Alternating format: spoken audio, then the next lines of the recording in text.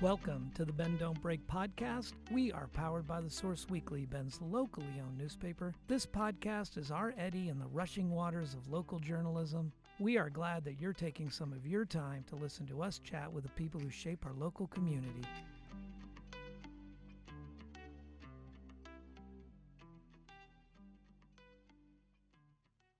Thank you to our presenting sponsor, ReMax Key Properties, a family-owned full-service real estate brokerage specializing in residential, luxury, commercial, new construction, and ranch and land properties. Their new state-of-the-art facility at 42 Greenwood Avenue is a modern, collaborative space and the new home of the Bend Don't Break podcast recording studio. I am Aaron Schweitzer, producer and host of the Bend Don't Break podcast, publisher of The Source Weekly. Thank you for joining us.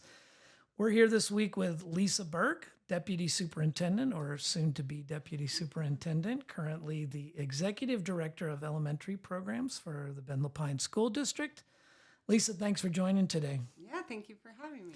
This is, listeners should know, this is Lisa's first podcast. Big day. We talked to the communications manager and we assured the manager we would not be too hard on you as we embark on this. And besides, you're not even in the role, so we're grateful for you doing it anyways. Lisa, how long have you been in education? So I'm just finishing my 19th year in education. Wow. 17 in Bend Lapine schools. Okay. What brought you to Bend? It's funny. After my freshman year in college, I just didn't want to go home for the summer, and I was talking to a friend of mine, and I said, Jim, what are you doing this summer? And he's like, I'm moving to Bend. And I was like, yeah, me too. And so we got in the car, and I came to Bend, and I worked for Sun Country Tours. I put out their tours out of the Sun River office, and it was just an awesome summer. It was just a great college summer. And so after college, I kind of had in my mind there was like 4 places that I would be interested in going to work. And I didn't get a job in any of them. And so I started my career in Roseburg. And I was there for a couple of years, awesome years. It was a great... You liked being down in Roseburg. Yeah, it was, Because back 20 years ago, I got to think that was even smaller than it is now. Yeah, it was. Yeah. But as a new staff member in education, it was an awesome school to be part of.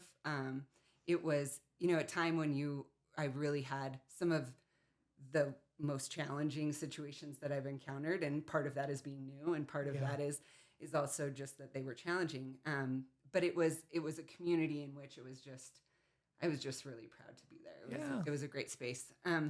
So then, my now husband and I were thinking about, okay, where so are we he was go? Down in Roseburg with you. He came down to Roseburg, and then we went to a concert here. Okay. And I was like, we gotta head that way again. And so then that was kind of it. And then I kind of made my push to be here, and have been here ever since. Well, that's great. Yeah. And so when you first came up, were you working as an elementary school teacher at the time? Yeah, I started my career in elementary special education. Okay. I worked at Juniper Elementary. And again, it was a new time in my career. I just had great people with whom I could work. And I was there for about 4 years. I was at Juniper. And my role sort of changed over that time. And then I started to move toward an administrative role. Yeah. Yeah. What got you interested in education? I mean, what was your school background? Maybe start with that. Mm-hmm. So I went into school thinking that I would go into engineering. And so I did that for a little while. And I was really interested in it. I liked it. And then after a little while, I was like, I don't know if this is my long-term thing. And I kind of was at the time, or what I thought was a very typical college experience where I was like, what does it all mean? Yeah. Where am I going? What am I doing? And I ended up taking a general ed class or general studies, I guess that's what it was, class. And I was in the area of education, and it had a practicum attached to it. And so there were like 30 hours that I needed to spend in a school. And they said, well, where do you want to go? What do you want to do? And I'm like, I have no idea.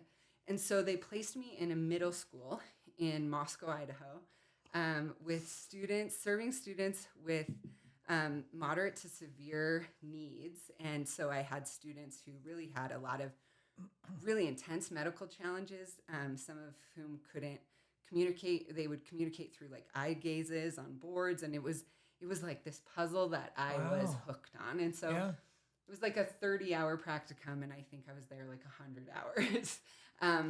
I would think that's the point at which most people are leaving the system. Like, how was an idealistic dream, and I had it, and I'm going back to engineering. Yeah, no, it was, and it was this puzzle. And I think that's what was the thing that both then and now kind of sustains me, is this idea of sort of figuring it out, or like learning more.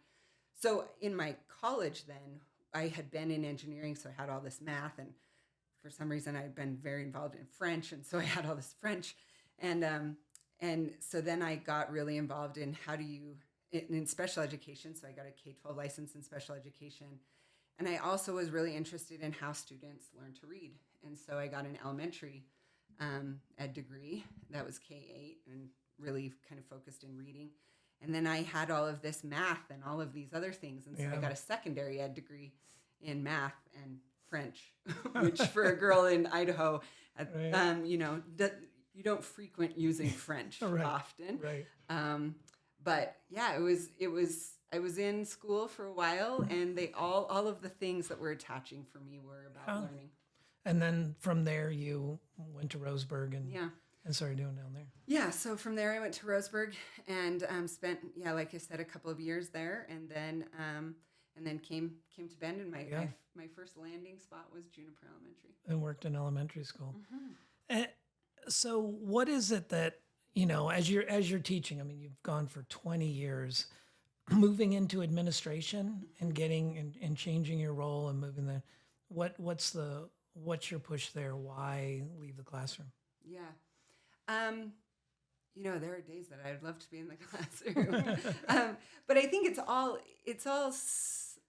not, I don't want to say that it's the same, but it's all about learning for me. Right. I think I'm very, and I have some areas that I think, I'm good at, which is kind of seeing things a little bit beyond what's directly in front of me. And so I think that I have been like that as part of kind of who I am. But I also think that coming in as a special education teacher, what's unique about a special education teacher is that your success is based on your connections that you make with every single teacher in the building, and their ability to connect with students, and you are all sort of driving toward the same types of goals.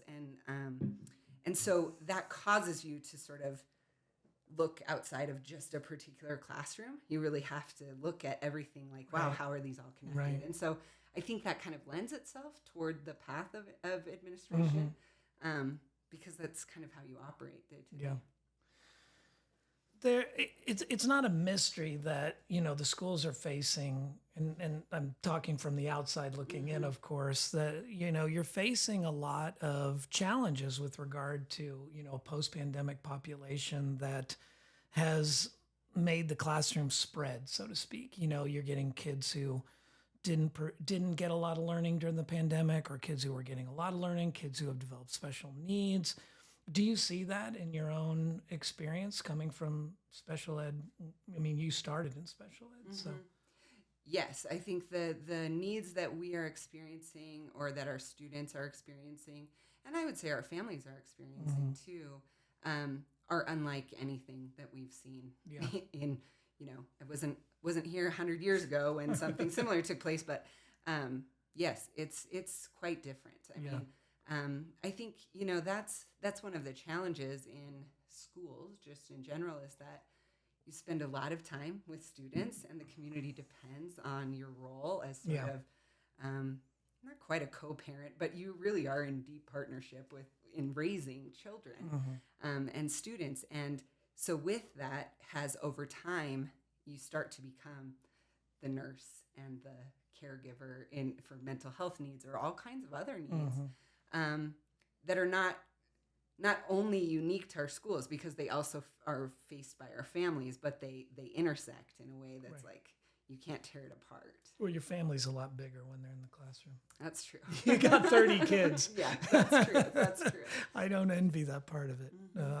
I didn't do well with 2, so I can't imagine what 30 would be like. So is it one of those things as you look at, well, let me back up a second because I had this question coming in. You're going to be the assistant superintendent. What is that job description? How is it different? What are you, I imagine if you're in an assistant role, then you're probably more hands-on, or maybe explain what those for people, because I think people have a good understanding, or at least they believe they have an understanding what the superintendent does. But how do you serve in that role as an assistant? Or will serve, I should say. Yeah, right. Well, so my role is very, I would say, very much focused instructionally. But at the same time, it is effectively sort of a number 2 space in a school district. Right. So, you know, if Steve is unable to be around, then I'm sitting there, you know, sort of directing or supporting in all kinds of ways. So, although my probably general day-to-day focus is around instruction because that's really why schools exist. Sure. There's a lot of interfacing with a lot of different groups. So I tend to spend a lot of my time with some of our executive directors of like high school or middle school or elementary school. And we're really setting the academic and social emotional kind of vision and movement forward for our district. Yeah. That's a little bit different than some of my counterparts who might sit in some similar meetings with me as like an executive group that might be like a financial officer. Right. Well, it's a little bit different house. Sure. And you have curriculum more under what you're going to be doing? Yes. Determining what kind of, where you're getting textbooks, what the theme is for what you're doing. What is that? What's that? I imagine you're going to try to put your own imprint on what that looks like. What's your philosophy around that kind of thing? Yeah, you know, really right now, we have a few areas that we're really working on and excited to kind of move forward. One area academically, or from our school board has kind of 4 main goals, and the first one is a strong academic foundation. Sure. So that's sort of where my head is sitting a lot of the time. And so when I think about what does that mean, well, that means that we have really quality lessons that are well designed, that are based on the things that are most important for students to know. So I think as we have grown in Ben Lapine, and really this probably occurs everywhere, is that it would be easy for everybody to kind of do their own thing. And what we know is that is not helpful if our goal is truly a strong academic foundation. Because if you're in this 2nd grade classroom and I'm in this 2nd grade classroom, and we roll up to the same 3rd grade classroom and we've had different experiences, well, that makes it untenable for that 3rd grade teacher to kind of keep going. And so what we're really focused on is kind of lining up in our priority standards of where are we all moving. Yep. And then additionally, there's been a lot of newer research in the past 5-10 years around the science of reading and the importance of both kind of a phonics type of backbone as well as this comprehension piece. And we've known that to some degree, but it has changed. Some of the intricacies of that are different. And so we're teaching in some different ways. So right now, as we move into next year, at the elementary level, we are lifting a new curriculum adoption that we're really excited about. And at secondary, we're continuing to sort of line up and allow ourselves to sort of say, okay, we don't all need to be independent contractors. We can sort of rely on one another. Right. And then that just creates great quality experiences for students. There's a lot of emphasis right now on, a lot of external conversations you hear about getting back to basics, throwing a lot of the, things that I think when I came up into school, you were supposed to be very well-rounded. You were supposed to take a lot of art. You were supposed to, be good in a lot of different areas. Do you feel a pressure to return to a very basic curriculum for kids within the high schools? And well, let's not just say high school. Let's say as they're evolving, that you need to track them a little bit more closely. Or, Um, that's a good question. I think that there are,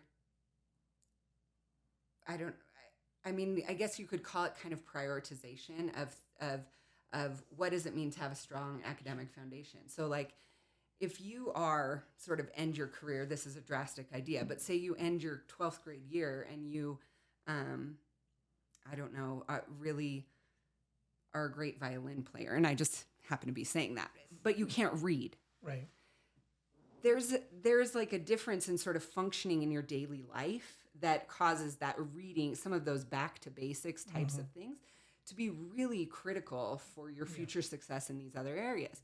At the same time, we know that what keeps kids excited and having a passion and a purpose and a connected plan for like moving forward, that all comes with their ability to engage in things that they really love, which are some of the arts, some of the career and technical education opportunities that now exist in our schools in ways that didn't in the past. Right.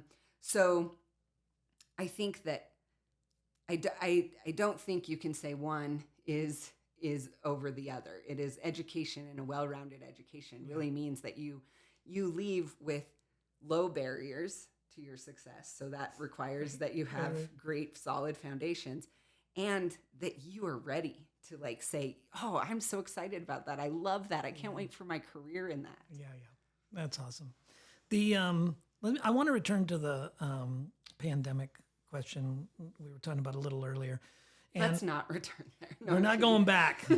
No more masks, please. But do you think, like, what I'm curious is, can the school district get it back? Like, for the kids who are now, and it hasn't been that long, so I know the kids who are coming in who haven't experienced. Now there's these kids coming in who never experienced school at home due to the pandemic. And is there any data or anything that you're seeing that would indicate like this is a chaotic period, but there's a time we will probably return to a place where these kids are closer together? Or is this something that you see like, oh, this is us moving forward? Yeah. Does that make sense? I know that was not very well Yeah, well, enunciated. I'll give it a go here. I think, yes, there's a lot of things to be hopeful for. Yeah. I mean, I think what we see is that both for our students, they're coming into our schools in ways that are maybe feeling a little bit more settled than even 2 years ago. Yeah. So there's some anecdotal kind of incremental pieces. I think our system has also adapted in ways that are necessary and powerful, in the sense that our entire community, and not just unique to Ben Lapine, but education as a whole, recognizes that the social and emotional well-being of students is a critical component for their success academically too. So we've invested in that. I mean, I think if I think back to even my time in the classroom, or even my time as a student, I don't often think about overt lessons around how do you take care of yourself? How do you like connect with others and those types of things? Yeah. And those are things that we are engaging in. And I think part of that is that information, or what we believe is information or potentially accurate information, is coming at us in ways that 20 years ago, that wasn't happening in the same way. Right. And so we have a need to be able to interact in ways that are reasonable and not, and thoughtful and not very reactive. Yeah. And that takes teaching. So those are all things that I think are really hopeful for us on the horizon, but are different than what we've done in the past. Yeah. I mean, I have friends who are teachers long time, and I'm always fascinated to talk to them, because I think more so than anybody I've talked to who went through the pandemic, this includes people in the restaurant business, people in journalism like us. It just kept going for them. For a lot of us, like take us in just the entertainment industry, we began to put on events, and after the pandemic was over, those events went back to ground pretty quickly. But in talking to teachers, you're, in some ways still in it, still processing those things are still in place. And do you feel like the teachers themselves are returning to a better place? And or have those that weren't left and now you're getting new people? I mean, what does it look like on that level? Yeah, you know, that's a great question. Each person, it has been a very different ride for, right? I mean, if you are in a home where your spouse is working from home, well, that changes your experience as it relates to your ability to kind of work through COVID. If you had people that you were losing in your life, that really creates a different type of strain. Yeah. So I guess all of that to say that we have seen there are teachers that are like, I'm sort of reevaluating Yeah. my life in different ways, and they're choosing other things. And Yeah. we've also seen people that continue to want to be in education. Yeah. In Ben Lapine, one thing that I'm excited about as we move forward into next year is that I think we've been in a mode of sort of get it done and kind of keep going forward, keep pushing forward. And we talk about our tagline of educating thriving students, and that's our like vision for our mission for our district. And I think there's room as we move into next year, and it's necessary for us to talk about what does it mean to thrive as a staff member in education. Yeah. So how do you feel that you're connected to this purpose, and how are you sustaining yourself, and is Ben Lapine an employer of choice for our community? Yeah, right. But that takes focused work, and like I said, I think we've been in kind of a we can do this, let's all just keep going. Sure. And now I think there's time that is necessary to spend on what does it mean to come back together and to move forward together, and to like dream of something more and different. Yeah, and on July 1st, you'll get to inherit that whole TikTok, right? Here it comes. Yeah. I want to just touch base briefly on the levy, because your job certainly would have been a lot different or somewhat different if you were coming in on a win after that, as opposed to where you're coming now and you're evaluating with reduced resources. One of the things that kept coming up in the levy conversation was the fact that the school population is decreasing in the Ben Lapine School District. I think that was shocking given how many people are moving here. And I still didn't get a handle on, I know people are opting for different school choices, but they're just, and maybe I'm off, but it just doesn't seem like the future of Ben Lapine School Districts is smaller. Yeah. With the number of people coming. Can you just speak to that briefly? Yeah, for sure. The levy was a disappointment, for where we want to head. But it was definitely a message from our community saying this is either too much or not now, or, fill in the blank. I think we could sort of believe or sort of fill in the blank for all kinds of different ways that people may have thought about the levy. But in terms of what you talk about related to sort of Ben's growth and what we're thinking about there is that what we see in Ben is also a place that is really challenging in terms of an affordability standpoint, right? Sure. So yes, while people are moving here, there are many people who are moving here who do not have students in our schools. Right. So that may be people who just are, sort of working age and they're entrepreneurs and they happen to not have children.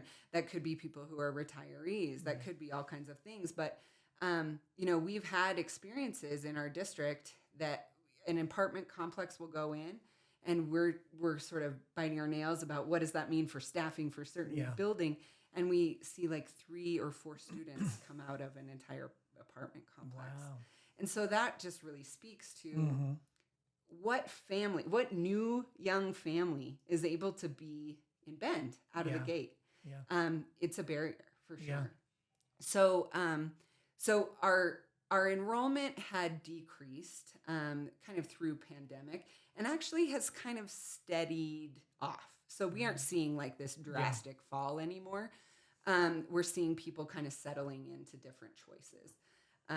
But those are things that we're going to have to continue to think about, because when you are allocated from state funding at a certain rate and your cost of doing business for your school district, so that's, the cost of just having the lights on in certain areas costs differently than other places. And so that's where a lot of school districts like us, who maybe are in areas that are more expensive to live in, or the cost of doing business rather is more expensive, they are going to their communities to ask for a levy.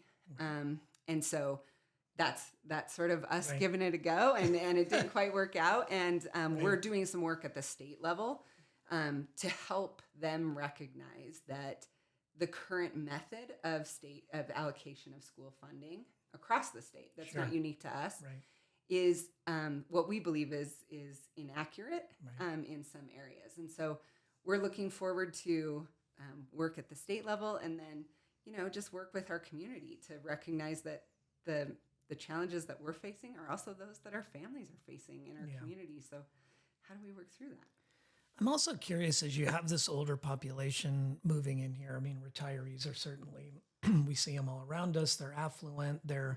I hear from nonprofits a little less engaged than a generation before, and they're working really hard as well to try to figure out how to reach this group of people that, have only been here 5 years and maybe they're not as integrated into the community. I mean, it's no secret that, a levy goes down. You got to go back to the drawing table. You got to figure out what worked. You got to come back out and get that. What do you think you're going to try to do differently this time? Or better yet, how do you get people to understand? Because they've been out of school forever. I mean, even myself, I look back and I think my school experience does not translate to today. All you got to do is sit down and talk to somebody in middle school, and you can see that that's a different cat. It's not.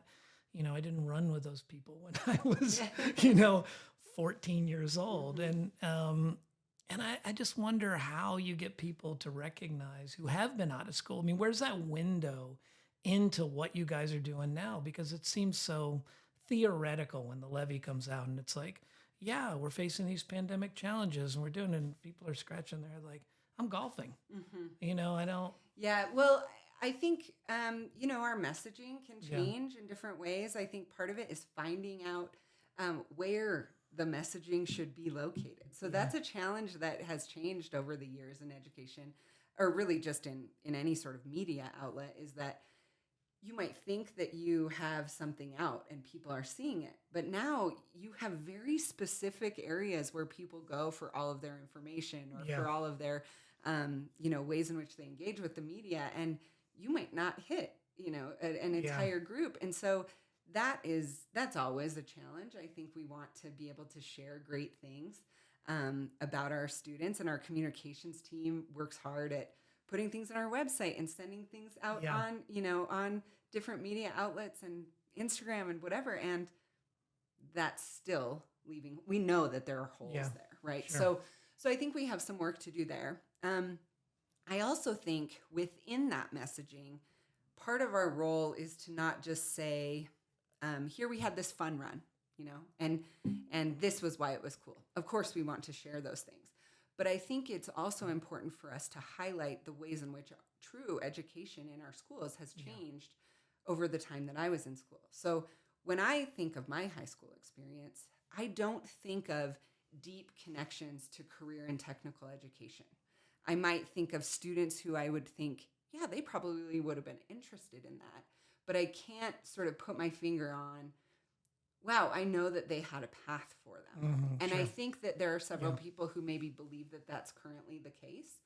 I'm proud to say in Ben Lapine, our post-secondary or even through high school options have expanded so much that currently 75% of our high school students participate in some form of career and technical education. Oh, that's great. So we have students leaving our high schools that are able to have welding certificates and, and nursing certificates, able to, not full certificates of nursing, but like they're able to get great paying jobs that allow them to sort of live in whatever way they want. But everybody's able to participate in a way that is different than when I was in school. Yeah, certainly. Well, we're kind of at the end of our time here on the podcast. Really? That was fast. I know. Look at you're pro. Oh my gosh, yes. Anything that subjects we didn't touch on that you'd like to speak to for listeners? Oh man, there's so much. I joke that I don't joke. It is true. I'm learning a lot right now. And it's like I can't download fast enough, sort of. But I just think I'm proud of Ben Lapine. It's a place that I've been part of for a long time. Early in my career, I was like, shoot, did I come to the place where I want to retire too soon? Right. And it's not just because I like Ben. Yeah. It is because I like Ben Lapine.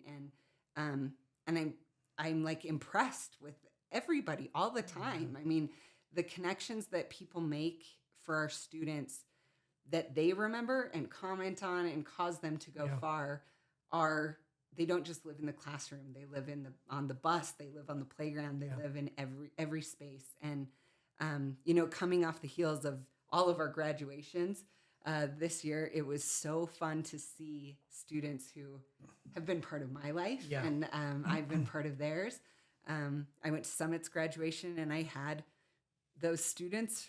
many of those students at Pacific Crest. Yeah. And I went to Bend High and Caldera's graduation. I had many of those students at Bear Creek years and years ago. So it's like, it's a great space to be proud of. I'm proud to be part of it. And we've got work to do that we're doing now and that I'm excited to continue. So I'm looking forward to great things in Valentine. I stopped coaching a couple of years ago, and I was surprised at how much I really enjoyed coaching for the very thing you're talking about, where not so much you think of it in the moment, you're leading these kids to, be good at whatever it is you're coaching. But the part that I had not anticipated was all those kids that I had coached then graduated and stayed in the community, and I see them all over the place. And one's, working at Les Schwab, and I've got that, and I see them, in a restaurant or wherever it is. And it's an integration into a level of integration into your community that I don't think people really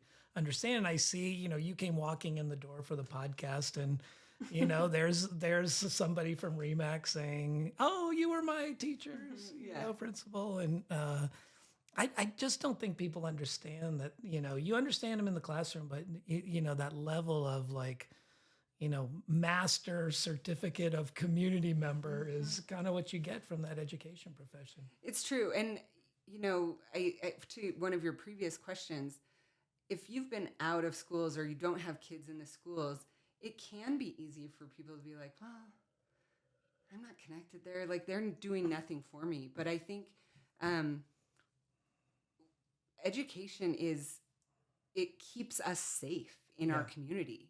Having people who are literate, who can participate in a democracy and live lives that are full is important for all of our safety, all of our comfort, all of our success, not just those who are in schools. Yeah. So yes, it's true. It's like every step along the path is important, and those students that leave, they're community members that are part of the fabric of who we are. So well, and they also come back and they talk to you about. I mean, I've had players who've come back and talked to me about problems they're having post coaching, and that's another thing. They come to you. You've got a person in the community who's helping them in whatever small way, but still important way that's keeping them safe, helping them make the right choices when there's a life path that they've gone, I don't know which way to go, left or right, and I just think it's amazing, and it's those kind of things. I mean, we thank people for teaching our kids, but there's so much more to it than that, I think. There is, and I think, sometimes every once in a while you'll be somewhere out where you'll overhear somebody being kind of in the kids these days type of, of conversation, and I want to say kids these days. It's I mean they are. I wholeheartedly put my future in their hands. I mean, they are pretty special. Yeah. Well, thank you very much, Lisa, for taking this time. You're now a podcast veteran, ready to start sallying forth and speaking into microphones more in your new position. Well, So thank you. I'm happy this was my first. I appreciate it. you have been listening to the Bend Don't Break podcast. Thank you for listening.